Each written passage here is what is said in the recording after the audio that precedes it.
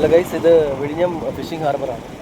ഇതൊരു ഇവിടെ സാധാരണ ദിവസങ്ങൾ, അതായത് നോർമൽ കാലവർഷമല്ലാത്ത കടൽക്ഷോഭമല്ലാത്ത ദിവസങ്ങൾ ഇത്ര തിരക്ക് കാണില്ല. ഇതൊരു കാലവർഷകാലമായതുകൊണ്ട് വിഴിഞ്ഞം തുറമുഖത്തെ, അല്ലെങ്കിൽ വിഴിഞ്ഞം തുറമുഖമല്ല, ഫിഷിംഗ് ഹാർബറിനെ ആശ്രയിച്ചാണ് മറ്റ് തൊട്ടടുത്തുള്ള പ്രദേശങ്ങളിലെ മത്സ്യത്തൊഴിലാളികൾ ജോലിക്ക് പോകുന്നത്. അതുകൊണ്ട് ഈ ഹാർബറിൽ കണ്ടാൽ മനസ്സിലാക്കാൻ പറ്റും എത്രത്തോളം മത്സ്യബന്ധന യാനങ്ങളാണ് കാണുന്നത്. അപ്പോൾ ഇതൊരു തിരക്കുള്ള ദിവസമാണ്. ഒരു അവധി ദിവസത്തിന് ശേഷം ജോലിക്ക് പോകാനുള്ള ഒറ്റപ്പാടും മറ്റു കാര്യങ്ങളൊക്കെയാണ്. ചുരുങ്ങിയ സ്ഥലത്ത് ഇത്രമാത്രം മത്സ്യബന്ധന ഉപകരണങ്ങളാണ്, യാനങ്ങളാണെന്നുള്ള കാര്യങ്ങൾ ഈ ദൃശ്യത്തിലൂടെ കണ്ടാൽ മനസ്സിലാക്കാൻ പറ്റും. കാണാം എത്ര വള്ളങ്ങളാണ്. ഇതുപോലെ ഒരു സാഹചര്യം, ഇതുപോലെ ഒരു സിറ്റുവേഷൻ ഒരു ദിവസത്തിൽ കാണാൻ പറ്റില്ല.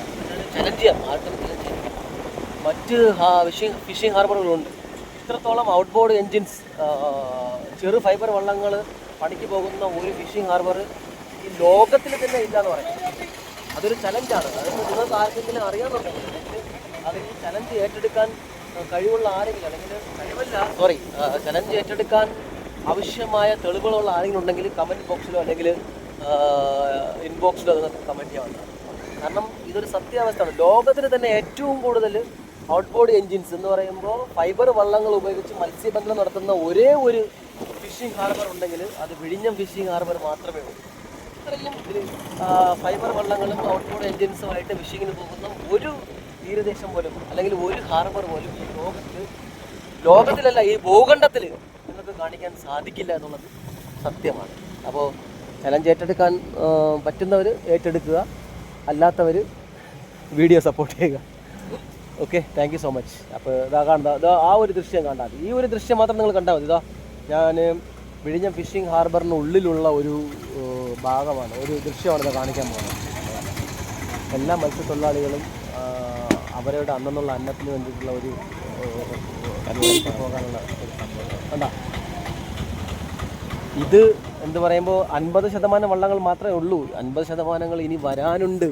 അടുത്ത മാസങ്ങളിൽ ഈ അടുത്ത 50% വരും. കാണും നിങ്ങൾ 1000 പ്രതീക്ഷകളുമായിട്ട്, അതായത് സ്വന്തം കുട്ടികളുടെ പഠിപ്പിനായി, അവരുടെ വിദ്യാഭ്യാസത്തിനായി, മക്കളുടെ വിവാഹത്തിനായി, അല്ലെങ്കിൽ സ്വന്തമായി ഒരു കൂര നിർമ്മിക്കുവാനായി, ഒരു വീട് നിർമ്മിക്കുവാനായി. അപ്പോൾ 1000 പ്രതീക്ഷകളോടുകൂടിയാണ് ഈ മത്സ്യത്തൊഴിലാളികൾ ഈ യാനങ്ങളും ഈ മത്സ്യബന്ധന ഉപകരണങ്ങളുമായിട്ട് കടലിലേക്ക് പോകാൻ ഒരുങ്ങുന്നത്.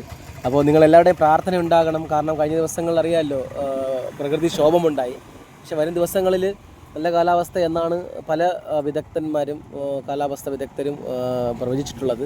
എന്തായാലും മുന്നറിയിപ്പുകൾ പലതും ഉണ്ടാകാം. പക്ഷേ ആരും വയറ് നിറയ്ക്കാനുള്ള, അന്നം നിറയ്ക്കാനുള്ള, അല്ലെങ്കിൽ അന്നം നടത്താനുള്ള ഒന്നും ആരും കൊടുക്കത്തില്ലല്ലോ ഈ മുന്നറിയിപ്പ് നൽകുന്നവർ. അതുകൊണ്ട് വളരെ സേഫ്റ്റിയോടുകൂടി തന്നെ ഇവിടുത്തെ പ്രാദേശിക നേതാക്കന്മാരുടെയും ഉദ്യോഗസ്ഥരുടെയും നിർദ്ദേശങ്ങൾ മനസ്സിൽ വെച്ചുകൊണ്ട് ലൈഫ് ജാക്കറ്റും മറ്റു കാര്യങ്ങളും സുരക്ഷാ സംവിധാനങ്ങളും മൊബൈൽ ഫോണും GPS-ഉം എല്ലാം ഉപയോഗിച്ചുകൊണ്ടുള്ള ഒരു മത്സ്യബന്ധനത്തിനാണ് ഇവർ ഒരുങ്ങുന്നത്. എന്തായാലും വളരെ സേഫായിട്ട് തന്നെ ഇവർ മത്സ്യബന്ധനം നടത്തി തിരിച്ചു വരട്ടെ എന്ന് നമുക്ക് പ്രാർത്ഥിക്കാം.